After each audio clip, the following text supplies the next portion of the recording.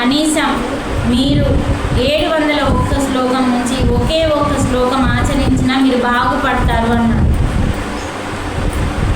ఆ ఒక్క శ్లోకం తెలుసుకోవడానికన్నా మీరు ప్రయత్నం చేయండి. బోలెడంత 24 గంటల సమయం మనకు ఉంటుంది. అందులో నుంచి 6 గంటలు నిద్రకు తీసేయండి. మిగతా సమయం ఒక్కొక్క గంట పనికి, వంటకి ఇలాంటివి తీసేయండి. ఒక 3 గంటలు, కేవలం 3 గంటలు నీ కోసం, 21 గంట కుటుంబం కోసం ఇవ్వండి. మిగతా 3 గంటలు నీ ఎదుగుదల కోసం, నీ ఆత్మ ఎదుగుదల కోసం. 1 గంట ధ్యానం, 1 గంట స్వాధ్యాయం, 3వది ఇలా సజ్జన సాంగత్యం. ఇలా ప్రతిరోజు ఈ 3 ఇస్తే మనకి తొందరగా మోక్షం వస్తుంది. ఇచ్చిన దాన్ని నేర్చుకొని ఆచరిస్తే. అందుకని నిత్యం సాధన చేస్తే సరిపోదు. ధ్యానం చేస్తున్నారు, ధ్యానంతో పాటు భగవద్గీత లేకుంటే పత్రిజీ ఎన్నో పుస్తకాలు ఉన్నాయి. సన్నం పుస్తకాలు ఉన్నాయి. మీకు భయం పడతాను సార్, దొడ్డు కూడా రాయలేదు. నిజమండి, అసలు భగవద్గీతను చూసి చాలామంది భయపడతారంటే పత్రిజీ ఏం చేసిండు, దాన్ని ఇంత సన్నం చేసిండు. అంటే 701 శ్లోకాలను చదవలేక చాలామంది ఏం చెప్తారంటే అవి అర్థం కావట్లేవు, ఏం చేయమంటారు మమ్మల్ని అన్నారు. అందుకనే వేదాలను ముట్టుకుంటే ఇంక అసలే అర్థం కాదని ఉపనిషత్తులకు వేస్తే ఉపనిషత్తులు ఇంకా అర్థం కాదని భగవద్గీతకు వేసి, ఆ భగవద్గీతని కూడా వివరించి ఇచ్చినా కూడా చదవకపోతే మనల్ని మనుషులు అనరు. ఆల్రెడీ రాక్షసులమే ఉన్నాం. ఈ జన్మని మనం ఆఖరి జన్మ చేసుకోవాలి. కనీసం వచ్చే జన్మ, ఆఖరి జన్మ కాకపోయినా వచ్చే జన్మనన్నా మంచి ఒక పత్రిజీలాగా అద్భుతంగా ఒక గురువులాగా ఉట్టి అన్న మనం సాధించాలి అంటే ఆత్మజ్ఞానం తప్పనిసరి. కాబట్టి చక్కగా మనం అందరము ధ్యానం చేద్దాము, ధన్యులం అవుదాం. ధ్యానం చేద్దాము, ధన్యులం అవుదాం. అర్ధనారీశ్వర పిరమిడ్కి, అర్ధనారీశ్వర పిరమిడ్కి, అర్ధనారీశ్వర పిరమిడ్కి. ఎంత ఏమన్నా అడగాలనుకుంటే అడగచ్చు. తోలుకొని అడవికి పోతాడమ్మా. అడవికి పోయి ఆడ ప్రశాంతంగా కూర్చుంటారు. కూర్చొని ముచ్చట్లు పెడతారు. ఆ ముచ్చట్లు పెట్టినప్పుడు కొన్ని ప్రశ్నలు వేస్తాడు అర్జునుడు. అయితే ఆ ప్రశ్నలలో ఒక శ్లోకం చెప్తాడు భగవానుడు. ఏమైంది? పూజకోటి సమం స్తోత్రం, స్తోత్రకోటి సమో జపః, జపకోటి సమం ధ్యానం, ధ్యానకోటి సమో లయః అని. ఇది ఉత్తర గీతలో చాలా ముఖ్యమైన శ్లోకం. భగవద్గీతనేమో యుద్ధానికి ముందు చెప్పింది, ఉత్తర గీతనేమో యుద్ధం అయిపోయిన తర్వాత వాళ్ళందరూ ప్రశాంతంగా ఉన్నప్పుడు చెప్పింది. ఇది మొత్తం దీంట్లో ధ్యానం గురించి ఉంటుంది. ఇప్పుడు దీని అర్థం ఏంటో తెలుసుకుందాం మనం. పూజ కోటి, పూజలు నువ్వు ఎన్ని చేయాలన్నట? కోటి. కోటి అంటే మనకు కనీసం లెక్కలు కూడా తెలుసో తెలియదు మనకైతే. అంటే నీతో పాటు నాకు కూడా కోటి అంటే ఎన్నో కూడా మనకి ఇంకా పూర్తిగా తెలియదు. అలాంటిది మనని కోటి పూజలు చేస్తే ఒక స్తోత్రం సమానం అన్నాడు. స్తోత్రం అంటే తెలుసు మనకి. ఒకసారి ఎప్పుడు ఒక స్తోత్రం శుక్లం లేకపోతే గాయత్రి మంత్రం, ఇవన్నీ శ్లోకాలే కదమ్మా. దానితో సమానం. దేంతో? కోటి పూజలు చేస్తే. పూజ అంటే ఏంటిది? మనం ఏం చేస్తాం? ఒక విగ్రహం లేకపోతే ఒక ఫోటో, దేవుని ప్రతిరూపం, దేవుడు కాదు ప్రతిరూపం అంటే మన ఫోటో. ఇప్పుడు మనం ఫోటో ఫ్రేమ్ కట్టి సపోజ్ పద్మ ఫోటో ఉంది, పద్మ ఫోటో కూడా ఉందనుకోండి. అది పద్మ ఫోటో అంటామా, పద్మ అంటామా? పద్మ అని పేరు పెట్టి ఫోటో అంటాం. కానీ అది పద్మ కాదు. పద్మ ఫోటో. అలాగే మనం దేనికి పూజ చేస్తున్నాం? భగవంతుని ఫోటోకి, భగవంతుని విగ్రహానికి. అర్థమవుతుందా? అది ప్రతిరూపం. ఇప్పుడు ఒక బండి ఉంది, మనం గుట్ట మీదకి ఎక్కినాం, ఒక బండి ఉంది, దాన్ని తొక్కినాం. ఆ తొక్కిన దాన్ని తీసుకొచ్చి ఏం చేస్తున్నాం? చెక్కుతున్నాం. చెక్కి ఏం చేస్తున్నాం? అందులో వేస్ట్నంతా తీసేస్తే ఎవరైతే చెక్కే వాళ్ళు ఉంటారో వాళ్ళకు ఒక టాలెంట్ ఉంటుంది. అంటే ఫలానా భగవంతుని ప్రతిరూపం చెక్కాలి అని ఇక్కడ ఫిక్స్ అవుతుంది. ఇలా తాళం వేస్తాడు దీనికి మంచిగా. ఫలానా భగవంతుని రూపం ఎలా ఉంటుందో అది ఇక్కడ ఫిక్స్ చేస్తాడు. అక్కడ ఆ బండ తొక్కిన బండలో నుంచి మనకి భగవంతుని యొక్క ప్రతిరూపానికి ఏ బండ అడ్డం ఉంది ఆ యొక్క వేస్ట్ని చెక్కుతాడు. భగవంతుని రూపం ఎక్కడైనా భగవంతుని ముక్కుకి, కన్నుకి, మూతికి, చెవుకి ఏమేమి అడ్డం ఉన్నాయి వాటిని చెక్కుతాడు. అర్థమవుతుందా? వాటిని చెక్కితే ఆ బండలో ఉన్న భగవంతుని ప్రతిరూపం బయటకు వస్తుంది. మరి భగవంతుని రూపం చెక్కితే ముక్కు అంకర అవుతుంది, మూత అంకర అవుతుంది, కన్ను అంకర అవుతుంది. చెక్కేటప్పుడు ఏడబడుతుందో ఉలి దెబ్బ. కాబట్టి ఏం చేస్తాడు? ఆ రూపాన్ని ఇక్కడికి వెళ్ళి అక్కడ చూస్తాడు. ఆయనకు అంత టాలెంట్ ఉంటుందండి. విగ్రహాలను చెక్కే వాళ్ళు చాలా గ్రేట్ మాస్టర్. అది అందరితో కాదు. అది ఎందుకంటే వాళ్ళు అంత టాలెంట్ తెచ్చుకుంటారు. వాళ్ళు ప్రాక్టీస్ ఉంటుంది. ఇప్పుడు మనం ఎగ్జాంపుల్ మన అయోధ్యలో బాలరాముడిని ఎంత బాగుందండి. ఆయన దీక్షతో చేసిండు. అది అంటే చిన్నప్పుడు శ్రీరామచంద్రుడు యొక్క విగ్రహం అయోధ్యలో పెట్టినప్పుడు ఎట్లుండేనో అట్లా లెక్కించిండు. ఆయన భార్యకి దూరంగా ఉండి, సంసారానికి దూరంగా ఉండి 6 నెలలు ఒకటే రూమ్లో ఉండి దీక్షతో ఒక పూట తిని శ్రీరామనామ జపం చేస్తూ తయారు చేసిండు. ఆయన ఒకసారి గడ్డ గ్లాస్. అంటే అక్కడ మనకి వాళ్ళు ఏం చేస్తున్నారు? భగవంతుని ప్రతిరూపం బయటపడడానికి భగవంతుని ప్రతిరూపానికి అడ్డంగా ఉన్నదాన్ని తీసి పాడేస్తున్నారు. నేను పరద సాటుకున్నా మేడం, ఇక్కడ పడుతుంది, నేను వెనకాలన్నా, మరి నాకు అడ్డం ఏముంది? నువ్వు పరదని కదా తీయాలి, నన్ను తీస్తారా? పరదని తీస్తే నేను కనబడతా. అలాగే ఆ బండలో నుంచి వేస్ట్ని తీసేస్తే భగవంతుని ప్రతిరూపం కనిపిస్తుంది. అర్థమవుతుందా? ఆ భగవంతుని శ్రీరాముడే అనుకుంటాం. శ్రీరాముని విగ్రహము అంటాం, శ్రీరాముని ఫోటో అంటాం. కానీ శ్రీరాముడు కాదు. ఆ ఫోటోకి మనం కోటి పూజలు చేస్తున్నాం. అంటే పసుపు, కుంకుమ, అక్షింతలు మనం భగవంతుడు అని నమ్మి అనుకొని అక్కడ పూజ చేస్తున్నాం. అలా కోటి పూజలు నువ్వు అక్కడ చేస్తే నీకు ఒక స్తోత్రం చదివిన దాంతో సమానం. కోటి స్తోత్రాలు రోజు చదవంగా అసలు పూజలు అయితే కోటికి ఇప్పుడు ఒక జన్మలో కావు. కాబట్టి మనం ఏం చేసినామంటే అలా భగవంతుని ప్రతిరూపం పెట్టుకొని కోటి పూజలు జన్మలు చేసి వచ్చిన తర్వాత మళ్ళీ ఇంకా కొన్ని జన్మలు స్తోత్రం పాడుకుంటూ కొన్ని జన్మలు ఎత్తినాం. మళ్ళా మనము జపం చేస్తూ కొన్ని జన్మలు ఎత్తినాం. ఇవన్నీ కోటి అయ్యేంత వరకు నెక్స్ట్ మెట్టెక్కుడు మనకి లేదు. అలా అయిపోయిన వాళ్ళకి, జపం కూడా అయిపోయిన వాళ్ళకి ఇంకా కొత్త జన్మలో ధ్యానం దొరికింది. అంటే కోటి పూజలు అయిన వాళ్ళకి, కోటి స్తోత్రాలు చదివిన వాళ్ళకి, కోటి జపాలు చేసిన వాళ్ళకి అప్పుడు ధ్యానం దొరుకుతుంది. అప్పుడు ధ్యానం వాళ్ళు గట్టిగా పట్టుకొని ఒక మాస్టర్గా తయారవుతారు.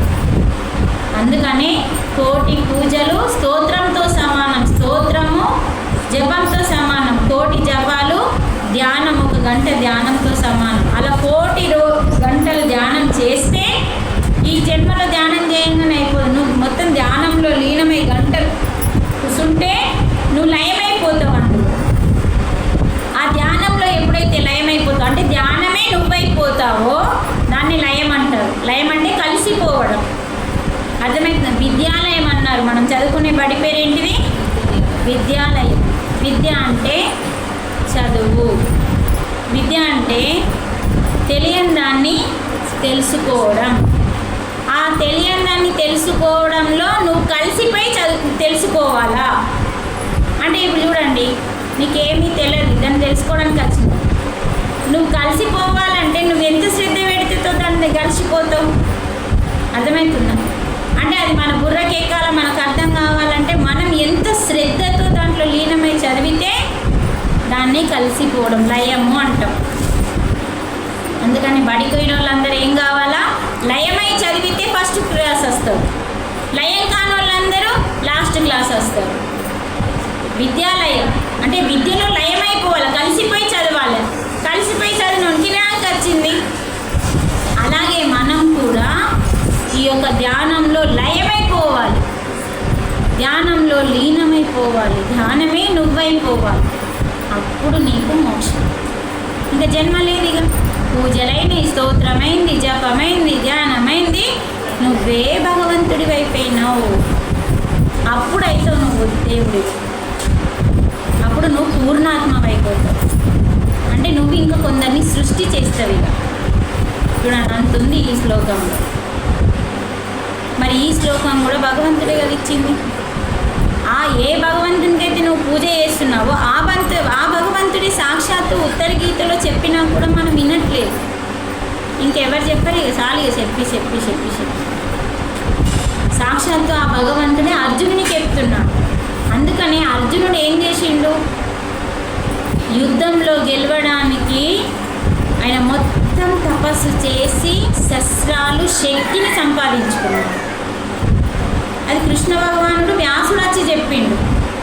ధర్మం గెలవాలంటే అర్జున, నువ్వు సంసారంలో ఉంటే కుదరది, సన్యాసంలో ఉండి అడవిలో ఉంటున్నావు కదా, అడవిలో ఏ నియమాలైతే పాటించాలో స్వర్గంలో 5 సంవత్సరాలు ఉంటాడు ఆయన. అర్జునుడు తండ్రి దగ్గర, ఇంద్రుడు ఆయన తండ్రి. ఆయన అక్కడుండి 5 సంవత్సరాలు అడవిలో ఎలాంటి జీవితం జీవించాలో స్వర్గంలో ఉండి కూడా అడవిలో జీవించినట్టుగానే జీవించి అక్కడ విద్య నేర్చుకున్నాడు ఇంద్రుని దగ్గర. నేర్చుకొని తపస్సు చేసి శక్తిగా మారి ధర్మాన్ని రక్షించిండు అర్జునుడు. వీళ్ళందరూ మనకి ఎంత చేసిండ్లండి. మనం మన కోసం మనం ఏం చేసుకోవట్లేదు. అందుకని మనం పూజలు చేయడం అయిపోయింది. పూజ చేయడం తప్పు కాదు, పూజలు చేయడం అయిపోయింది.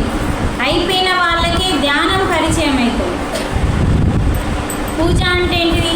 స్వస్వరూపానుసంధానం భక్తిరీత్యా విధేయతే అన్నాడు.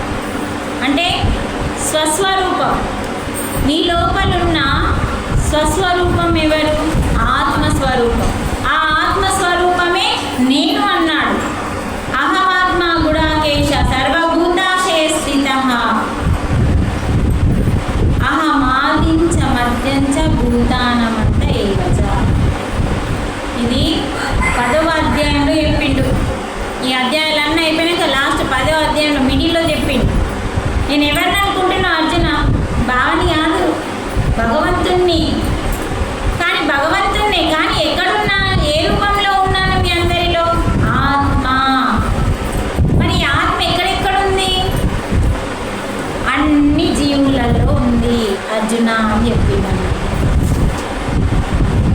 అందుకని నువ్వేమన్నా చేసుకో, పూజ చేస్తావా, పాట పాడతావా, స్తోత్రం చదువుతావా, జపం చేస్తావా, అన్నీ అయిపోయాక ధ్యానం కూడా చెయ్యి. సరేనా? సరేనా?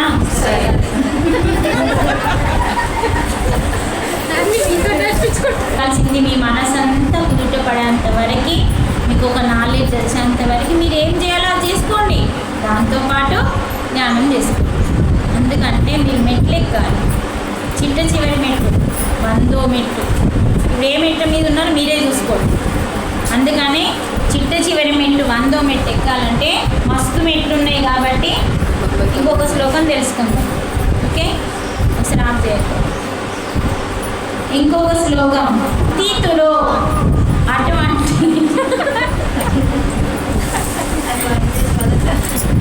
అటువంటి వాడు నాకు చెప్తుండు, నాకు ప్రియుడు అంటున్నాడు. ఎలాంటి వాడు ప్రియుడు భగవంతునికి? సాక్షాత్తు భగవంతుడికి ప్రియుని స్థితిలో మనం ఉండాలి అంటే ఎలా ఉండాలి అని ఈ శ్లోకంలో వివరిస్తుంది. ఈ శ్లోకం ఇంపార్టెంటా కాదా? అసలు ఇంపార్టెంట్ లేని శ్లోకం ఏదైనా ఉందా? అన్నీ ఇంపార్టెంట్. అంటే యోనా హృష్యతి, యోనా ద్వేష్టి, యోనా కాంక్షతి, నా కాంక్షతి, నా ద్వేష్టి, నా హృష్యతి. అంటే ఎవరైనా సరే సంతోషానికి ఖుషి కాకుండా, దుఃఖానికి ఏడవకుండా, శుభానికి అశుభానికి ఎప్పుడైతే మనం సమాన స్థితిలో ఉంటామో, అంటే దుఃఖం వచ్చినప్పుడు ఏడుసుడు, వాళ్ళ మంచి జరిగినప్పుడు ఇక పట్టలేని సంతోషంగా ఉన్నామనుకో, అలాంటి వాళ్ళంటే దేవునికి ఇష్టం లేదు అని చెప్తున్నాడు. దుఃఖం వచ్చినా సంతోషం వచ్చినా సమానంగా ఎప్పుడైతే ఉంటావో వాడంటే నాకు ప్రియుడు అంటున్నాడు భగవాన్. చూడండి, అంటే మరి దుఃఖం నీకెందుకు వచ్చింది? ఎందుకు ఏడుస్తున్నావు? దుఃఖానికి కారణమెవరు? విషాదమెందుకు కలుగుతున్నది? విపులముగా వివరించితివమ్మ గీతామాత. దుఃఖానికి కారణం ఎవరు? పక్కింటోళ్ళు, ఎదురింటోళ్ళు, ముందు చుట్టాలు. కానీ గీత చెప్పట్లేదు. దుఃఖానికి కారణం ఎవరు? నీకు విషాదం ఎందుకు కలుగుతుంది అంటే నీ కర్మ,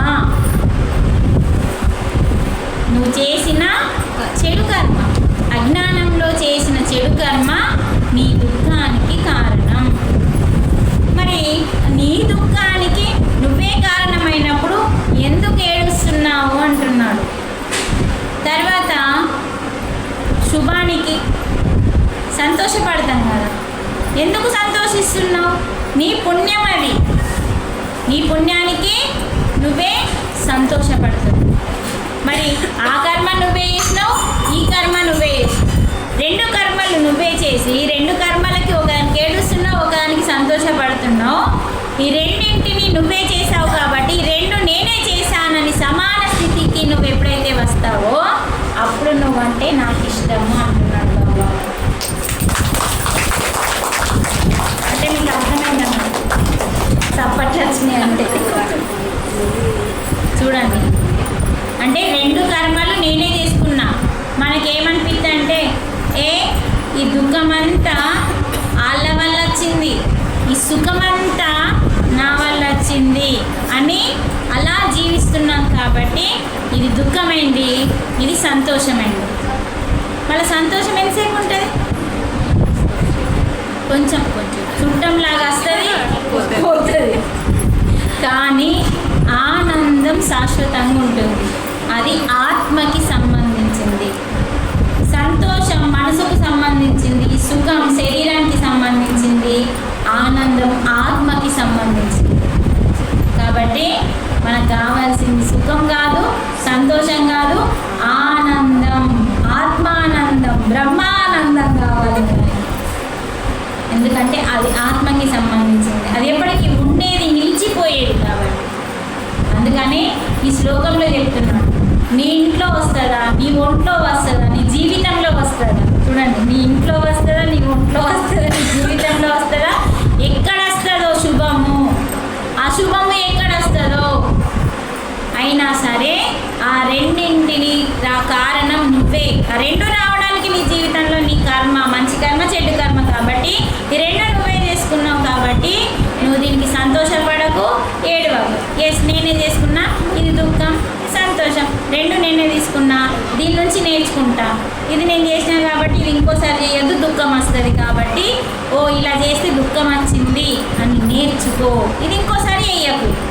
ఇలా చేస్తే సంతోషం వస్తుంది, ఇలా మనం 10 మందికి చేద్దాము అని ఇక్కడ నేర్చుకో. దుఃఖం వద్దు, సంతోషం వద్దు, నేర్చుకో. మోక్షం నేర్చుకుంటే మోక్షం, ఏడిస్తే మళ్ళా జన్మ, సంతోషపడితే మళ్ళా జన్మ, సమాన స్థితి.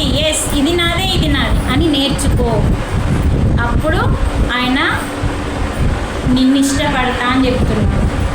ఆ స్థితి, ఆ గుణం మన లోపల రావడానికి ఆయన రెడీగా ఉన్నాడు జ్ఞానాన్ని ఇచ్చి. నా బిడ్డ ఎప్పుడు తయారవుతాడో ఏమని చూస్తున్నాడు, మనమేమో తయారవుతలేము. మనం కూడా అలాగే ఆలోచిస్తున్నాం కదా మన పిల్లల గురించి. ఆయన ఎంత దయామయుడైతే ఇంతగా చెప్తున్నాడండి గ్రంథాలలో. మన పిల్లల కోసం ఎప్పుడు బాగుపడతారు, ఎప్పుడు జాబ్ వస్తుంది, ఎప్పుడు పెళ్ళి అవుతుంది, ఎప్పుడు పిల్లలు పుడతారు, ఇదే లొల్లి మనం. మన పిల్లల మీద మనకెలా ధ్యాస ఉందో భగవంతునికి కూడా మన మీద ధ్యాస ఉంది. ఆయన మనల్ని సృష్టించిన వాడు కాబట్టి